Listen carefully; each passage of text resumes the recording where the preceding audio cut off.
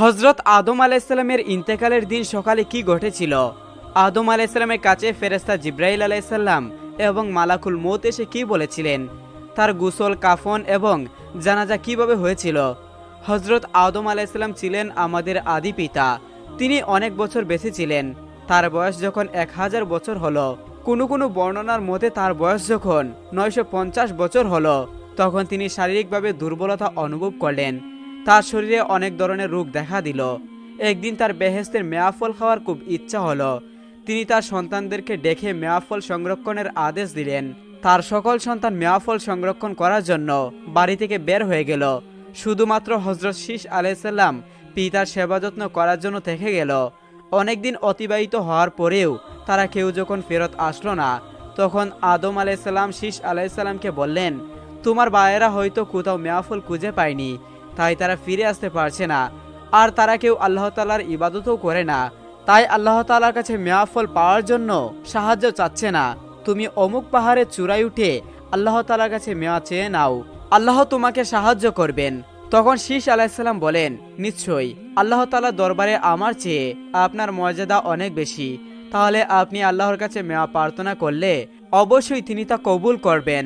আদম আলাইসাল্লাম বললেন, আমি বেহেশতে থাকার সময় আল্লাহ তাআলার আদেশ না শুনে গন্ধম খেয়ে অনেক বড় পাপ করেছি, যার জন্য আমি অনেক বেশি লজ্জিত বোধ করছি। তাই আমি আমার নিজের জন্য কিভাবে আল্লাহ তাআলার কাছে মেয়াফল চাইব? কিন্তু তুমি আল্লাহ তাআলার কাছে অনেক বেশি পবিত্র এবং নিষ্পাপ, আর আমার সকল সন্তানদের মধ্যে তুমি সবচেয়ে উত্তম। নিশ্চয়ই আল্লাহ তাআলা তোমার চাওয়া পূর্ণ করবেন। তখন শীষ আলাইসাল্লাম তার পিতার দেওয়া বর্ণিত পাহাড়ের চূড়ায় গিয়ে উক্ত মেয়াফলের জন্য প্রার্থনা শুরু করলেন। আল্লাহ তাআলা তার প্রার্থনা কবুল করে নিলেন।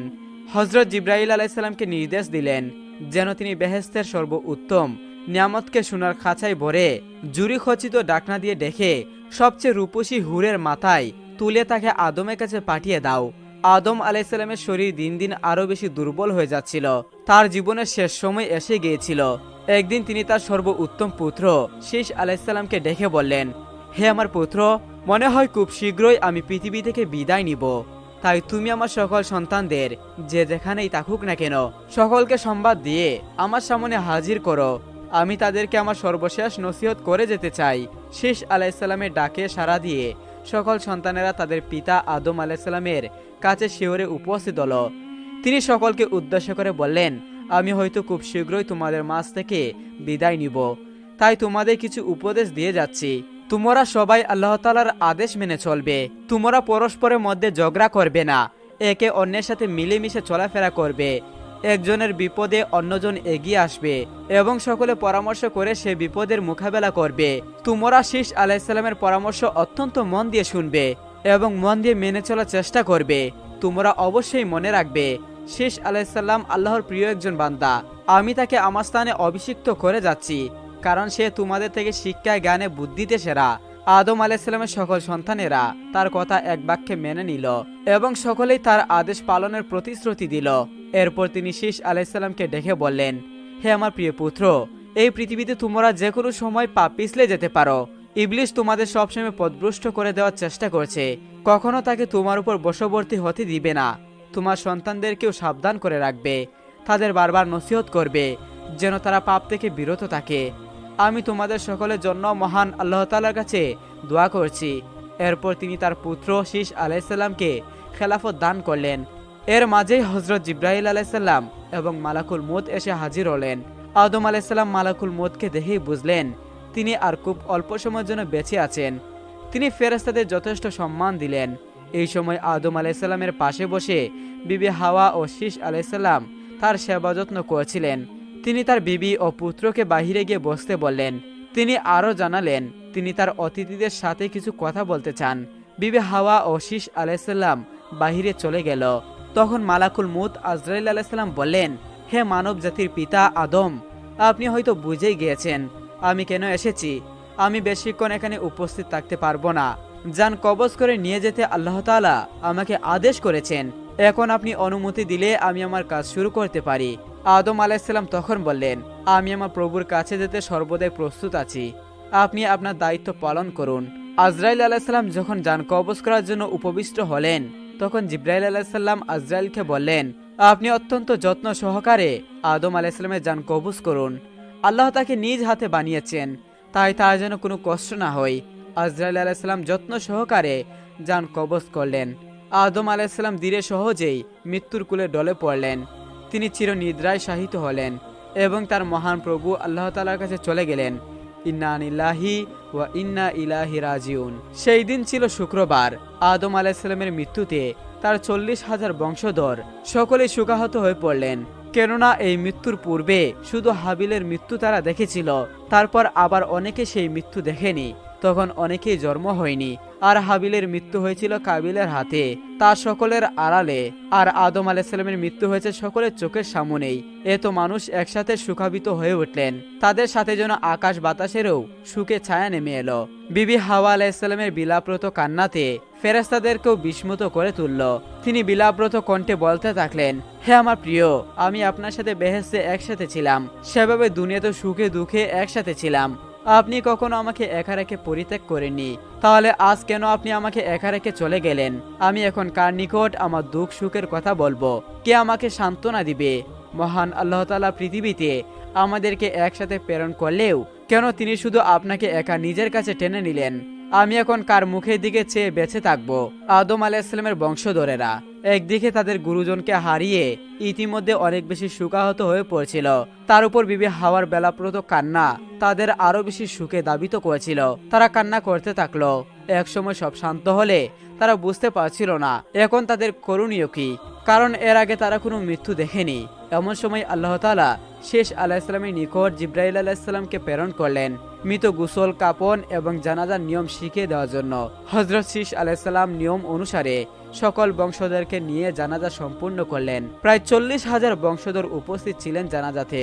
সুরুম নামক দ্বীপের কোনো এক স্থানে আল্লাহর অলি হযরত জুনাইদ বাগদাদী রহমতুল্লাহি আলাইহি ছিলেন যুগের শ্রেষ্ঠ আধ্যাত্মিক সাধক।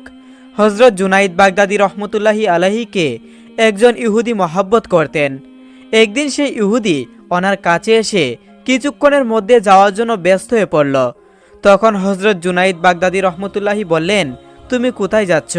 তখন সেই ইহুদি বলল, আজ আমাদের একটি সমাবেশ আছে, সব ইহুদিরা সেখানে আসবে এবং আমিও যাব। হযরত জুনাইদ বাগদাদী রহমতুল্লাহি বললেন, আমাকেও তোমার সাথে নিয়ে চলো, আমি তোমাদের বেশ ধরে সেখানে যাব। তখন হযরত জুনাইদ বাগদাদী তার সাথে গেলেন। তিনি সেখানে গিয়ে দেখলেন যে একটি উঁচু আসন তৈরি করা হয়েছে। কিছুক্ষণ পর সেখানে একজন বৃদ্ধ লোককে এনে বসানো হলো। এই বৃদ্ধ প্রতি বছর এখানে বসে উপস্থিত হয়ে সে একটি মাত্র উপদেশ দিতেন এবং তারা সবাই এই উপদেশ পালন করত। কিন্তু এবার সে চুপচাপ হয়ে বসে রইল। তখন সেই ইহুদি বক্তারা বলে উঠল, আপনি আজ কিছু বলছেন না কেন? আপনার বাণী শোনার জন্য আমরা অধীর আগ্রহে বসে রয়েছি। তখন সেই ইহুদি বৃদ্ধ বলল, এই মসজিদে একজন মুসলমান আছে, তাই আমি কোনো কথা বলতে পারছি না। তখন সেই ইহুদি বক্তারা বলে উঠল, কে সেই মুসলমান? আমরা তাকে হত্যা করব।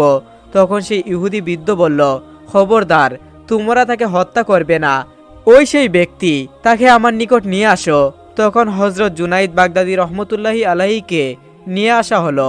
তখন সেই বৃদ্ধ ইহুদি বলল, আপনি কেন এখানে এসেছেন? তখন জুনাইদ বাগদাদী রহমতুল্লাহি উত্তর দিলেন, তামাশা দেখার জন্য এসেছি। তখন সেই বৃদ্ধ ইহুদি বলল, আপনি যখন এখানে এসেছেন তাহলে আমার কয়েকটি প্রশ্নের উত্তর জানতে চাই আপনার কাছ থেকে। তখন আল্লাহর অলি জুনাইদ বাগদাদী রহমতুল্লাহি বললেন, আমি যদি উত্তর দিতে পারি তাহলে তুমি বলো ইসলাম গ্রহণ করবে কিনা? তখন সেই ইহুদি ব্যক্তি বলল, হ্যাঁ, আমি ওয়াদা করলাম, যদি আমার প্রশ্নের উত্তর দিতে পারো তাহলে আমি ইসলাম ধর্ম গ্রহণ করব। হযরত জুনাইদ বাগদাদী রহমতুল্লাহি বললেন, প্রশ্নকারী বড় না উত্তরদাতা বড়? তখন সেই বৃদ্ধ ইহুদি বলল, উত্তরদাতা বড়। তখন জুনাইদ বাগদাদী রহমতুল্লাহি বললেন, তুমি প্রশ্নকারী, ওই আসন থেকে নেমে আসো, আমি উত্তরদাতা, আমি ওই আসনে বসে উত্তর দিব। তখন সেই ইহুদি বৃদ্ধ নেমে আসলো এবং জুনাইদ বাগদাদী রহমতুল্লাহি ওই আসনে গিয়ে বসলেন। তখন জুনাইদ বাগদাদী রহমতুল্লাহি বললেন, এবার তোমার প্রশ্ন করো। তখন সেই বৃদ্ধ ইহুদি বলল, আমার প্রথম প্রশ্ন, আপনারা বলে থাকেন জান্নাতে এত আহার হবে, তবুও কেন পায়খানা প্রস্রাব হবে না? দ্বিতীয় প্রশ্ন, বেহেশতে এমন একটি বৃক্ষ থাকবে যার শাখা প্রশাখা বেহেশতের প্রতিটি ঘরের উপর বিস্তার করবে। তৃতীয় প্রশ্ন, বেহেশতের নিয়ামত যত খাওয়া হবে তার ঘাটতি হবে না? আমি এই প্রশ্নগুলোর উত্তর জানতে চাই। তখন আল্লাহর ওলি হজরত জুনাইদ বাগদাদি রহমতুল্লাহি বললেন, প্রথম প্রশ্নের উত্তর, সন্তান যখন তার মায়ের গর্ভে থাকে তখন মায়ের গর্ভে রক্ত আহার করে, আর প্রস্রাব পায়খানার প্রয়োজন হয় না। দ্বিতীয় প্রশ্নের উত্তর, পৃথিবীতে সূর্য মাত্র একটি, কিন্তু তার আলো সমগ্র গৃহের উপর পড়ে। তৃতীয় প্রশ্নের উত্তর, পবিত্র কুরআন অগণিত লোকে তেলাওয়াত ও শ্রবণ করে এবং সেটার দ্বারা উপকার পায়, কিন্তু তার স্বাদ ও মাধুর্যতা কমবে না। তারপর হজরত জুনাইদ বাগদাদি রহমতুল্লাহি বললেন, আমি তোমার 3টি প্রশ্নের উত্তর দিলাম, এখন তুমি আমার একটি প্রশ্নের উত্তর দাও। তখন সেই ইহুদি বলল, প্রশ্ন করুন। আল্লাহর ওলি হজরত জুনাইদ বাগদাদি রহমতুল্লাহি বললেন, বেহেস্তের দরজার উপর কি লেখা রয়েছে? ইহুদি বৃদ্ধ এই কথা শুনে চুপ হয়ে রইল। তখন সব ইহুদি বক্তরা বলে উঠল, আপনি আমাদের ধর্মীয় নেতা, আপনার 3টি প্রশ্নে তিনি উত্তর দিয়েছেন, আর একটি প্রশ্নের উত্তর আপনি দিচ্ছেন না কেন?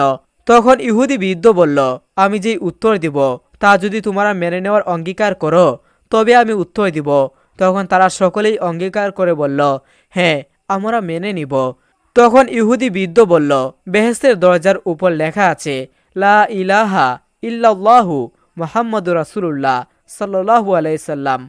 এই কথা শুনে সকল ইহুদিরা জুনাইদ বাগদাদি রহমতুল্লাহির হাতে কালেমা পড়ে মুসলমান হয়ে গেল এবং ইসলামের সুশীতল ছায়ায় আশ্রয় গ্রহণ করল। একজন নেককার বান্দা পাহাড়ের গুহায় দিনরাত আল্লাহ তাআলার দেনে মগ্ন থাকতেন। মহান আল্লাহ রব্বুল আলামিন তার খাওয়া দাওয়ার একটি গাছের মাধ্যমে করে দিয়েছিলেন। মহান আল্লাহ রব্বুল আলামিন তার ইবাদতে এতটাই খুশি ছিলেন যে তার ইবাদতখানার পাশে একটি ডালিম গাছকে জন্ম দিয়েছিলেন। আল্লাহ রব্বুল আলামিন এভাবেই সেই ডালিম গাছের খাবার দাবারের ব্যবস্থা করতেন, যেসব প্রতিদিন সেই গাছের নিচে 3টি করে ডালিম পেত, আর সেই নেককার বান্দাটি সেই ডালিমগুলো খেয়ে নিত এবং আল্লাহ তাআলার ইবাদতে মশগুল হয়ে যেত। এভাবে তার দিন কাটতে লাগলো। সেই নেককার বান্দাটি ভাবল যে এগুলো আমার রিজিক, আমি এভাবেই খাবার দাবার করব আর শুধুমাত্র আল্লাহ রব্বুল আলামিনের ইবাদতে মশগুল থাকব। একদিন আল্লাহ রব্বুল আলামিন তার পরীক্ষা নিতে শুরু করলেন, কেননা যারা আল্লাহ রব্বুল আলামিনের নেক বান্দা হয়ে থাকেন, যারা আল্লাহ রব্বুল আলামিনের ইবাদত করে থাকেন, আল্লাহ তাআলা তাদেরকে পরীক্ষা নিয়ে থাকেন। একদিন এমন ঘটল যে সেই ডালিম গাছে আর ডালিম ধরল না। একদিন কেটে গেল, সে ধৈর্য ধারণ করল। দ্বিতীয় দিন আল্লাহ তাআলা সেই গাছে ডালিম দিলেন না। তখন সেই নেককার বান্দাটি ধৈর্য ধরল। তৃতীয় দিনেও তার সঙ্গে এমনটাই ঘটল। মহান আল্লাহ রব্বুল আলামিন তার থেকে ডালিমের নিয়ামতকে বঞ্চিত রাখলেন, কেননা তার প্রভু তার পরীক্ষা নিচ্ছিলেন যে আমার বান্দা আমার উপর কতটা ভরসা রাখে। সে আমার কাছে চাই না অন্যজনের কাছে গিয়ে চাইতে শুরু করে। আর তখন সেই ব্যক্তি অনেকটা ক্ষুধার্ত হয়ে পড়েছিল আর সে অনেক ভয় পেতে শুরু করলো। সে আল্লাহ তাআলার কাছে না চেয়ে লোকদের কাছে চাওয়ার জন্য বেরিয়ে পড়ল। যখন সে তার ইবাদতের জায়গা থেকে বেরিয়ে আসলো তখন সে একটি বাড়ি দেখতে পেল। সেই বাড়ি একজন মুসলমান ছিল, কিন্তু সেই মুসলমান ছিল একজন চোর। আল্লাহ তাআলা তো দূরের কথা, সে আল্লাহ তাআলার বান্দাদেরকেও পছন্দ করত না, অর্থাৎ তাদের জিনিসপত্র চুরি করত। সে শুধু নামমাত্র মুসলমান ছিল, তার ভিতরে এমন কোনো আমল ছিল না যার জন্য তাকে ভালো মুসলমান বলা যেতে পারে। যাই হোক, সেই নেককার বান্দাটি ভাবল, আমি সেই মুসলমানের বাড়িতে গিয়ে খাবার চাই, কিন্তু বাদ দেই, চুর হয়েছে তাতে কি হয়েছে? এ সময় তো আমি অনেক ক্ষুধার্ত, আর এ সময় আমাকে সে সাহায্য করতেই পারে, কেননা এছাড়া আশেপাশে অন্য কোনো বাড়িঘর নেই। তাই এই কথা চিন্তা করে সেই নেককার ব্যক্তি তার ঘরের দরজায় গেল আর গিয়ে আওয়াজ দিল। চোর তখন দরজা খুলে জিজ্ঞাসা করল, তুমি কে? কোথায় থেকে এসেছো? তোমার কি প্রয়োজন? তখন সেই নেককার ব্যক্তি বলতে লাগলো, সামনে যে পাহাড়ের গুহাটি রয়েছে, আমি সেখানে থেকে আল্লাহ রাব্বুল আলামিনের ইবাদত করি। অনেক দিন ধরে আমি সেখানেই থাকছি। আল্লাহ তাআলা আমার জন্য সেখানে ডালিমের গাছ সৃষ্টি করে দিয়েছেন, আর সেই ডালিম গাছ থেকে ডালিম খেয়ে আমি আমার পেট ভরতাম। কিন্তু 3 দিন ধরে সেই ডালিম গাছে আর ডালিম ধরছে না, তাই আমি ক্ষুধায় কাতর হয়ে গেছি। তখন ভাবলাম যে তুমি আমাকে সাহায্য করতে পারো, কেননা আমি অনেক ক্ষুধা অনুভব করছি। যদি খাবার কিছু থাকে তাহলে তুমি আমাকে দিয়ে দাও, আমি অনেক ক্ষুধার্ত। তার কথা শুনে চোরের মনের মধ্যে না জানে কি খেয়াল আসলো। সে বলতে শুরু করলো, আমি আমার কুকুরের জন্য 4টি রুটি রেখেছি, যদি তুমি সেগুলো খেতে চাও তাহলে বলো, আমি তোমাকে সেগুলো দিতে পারি। তখন সেই নেককার ব্যক্তিটি এতটাই ক্ষুধার্ত ছিল যে সে বলল, হ্যাঁ নিয়ে আসো, আমি সেগুলো খেয়ে নিব। তখন চোর তাকে সেই রুটিগুলো দিল এবং নেককার বান্দা সেখান থেকে বাহিরে যেতে লাগলেন। ইতিমধ্যে চোরের কুকুরটি আবিদের উপর চিৎকার করলো। তখন নেককার বান্দাটি চিন্তা করলো, হয়তো আমি তার রুটি নিয়ে নিয়েছি, এর জন্য সে আমার উপর ক্ষুধান্বিত হয়েছে। তাই তখন সেই নেককার ব্যক্তিটি একটি রুটি কুকুরকে দিয়ে দিল। একটি রুটি খেয়ে কুকুর আবার ঘেউ ঘেউ শুরু করতে লাগলো। তখন সে দ্বিতীয় রুটিটি কুকুরকে দিয়ে দিল। দ্বিতীয় রুটিটি খাওয়ার পরেও কুকুরটি ঘেউ ঘেউ করতে লাগলো। এখন সে তার তৃতীয় রুটিটিকে কুকুরকে দিয়ে দিল। যখন কুকুরটি তৃতীয় রুটি খেয়ে ফেললো, তখন সে আবার ঘেউ ঘেউ শুরু করলো। সেই নেককার ব্যক্তিটি ভাবতে শুরু করলো, যদি আমি এই রুটিটি দিয়ে দেই তাহলে আমি কি খাবো। তখন সেই আবেদ ব্যক্তিটি রেগে গিয়ে সেই কুকুরকে বলতে লাগলো, তুমি এতটাই বেশরম ও লোভী যে আমি তোমার মালিকের কাছে এই রুটিগুলো ভিক্ষা চেয়ে নিয়ে নিয়েছি। তুমি আমাকে রুটিগুলো খেতে দিচ্ছ না, বরং তুমি 3টি রুটি পূর্বে খেয়ে নিয়েছ, আর এখন যে চতুর্থ রুটিটি বেঁচে আছে এটি তো কমপক্ষে আমাকে খেতে দাও। তখন আল্লাহ তাআলা সেই কুকুরের কথা বলার ক্ষমতা দান করলেন। তখন সেই কুকুরটি মানুষের মতো বলতে শুরু করলো, হে মানুষ, তুমি এতটাই ইবাদতকারী, আল্লাহ তাআলার একজন নেক বান্দা, আল্লাহ তাআলার ইবাদতকারী। আল্লাহ তাআলা তোমাকে উপহার স্বরূপ একটি ডালিম গাছ দান করেছেন। তোমাকে কখনো ক্ষুধার্ত রাখেন না, বরং আল্লাহ তাআলা তোমাকে জান্নাতি ফল ডালিম খাওয়িয়েছেন। তুমি আল্লাহ তাআলার সঙ্গে কি এমন দফাদরি করলে? তুমি আমাকে বলো যে আমি বেশরম লোভী, কিন্তু আমি এতটাই বিশ্বস্ত যে আমি সেই রুটিটি চেয়েছি যেটা আমার মালিক আমার জন্য রেখেছিল। তুমি তো আল্লাহ তাআলার ইবাদতকারী, তোমার যে তাওয়াক্কুল ছিল না, তুমি মানুষের কাছে চেয়ে নেওয়ার জন্য বেরিয়ে পড়েছ, আর একজন চোর তোমাকে সাহায্য করলো, তুমি তার রুটিটি খেয়ে রাজি হয়ে গেলে। তুমি কি 3 দিনের ক্ষুধার্ত সহ্য করতে পারলে না? তোমার রব কি তোমাকে ক্ষুধার্ত রাখতো? সে তো তোমার পরীক্ষা নিচ্ছিল। আমি তো একটি পশু, কিন্তু তুমি তো একজন মানুষ। তোমার বর্ষা কি করে তোমার রব থেকে সরে গেল? তুমি কি আল্লাহ তাআলার কাছে চাইতে পারতে না? আল্লাহ তাআলার কাছে দোয়া করতে পারতে না? কিন্তু না, তুমি একজন মানুষের কাছে সাহায্য চাইতে আসলে, আর এমন একজন মানুষের কাছে চাইতে এলে যে তোমার রবকে মানে না। এ সকল কথাগুলো শোনা মাত্রই সেই নেককার ব্যক্তিটি অজরের নয়নে কান্না শুরু করে দিল।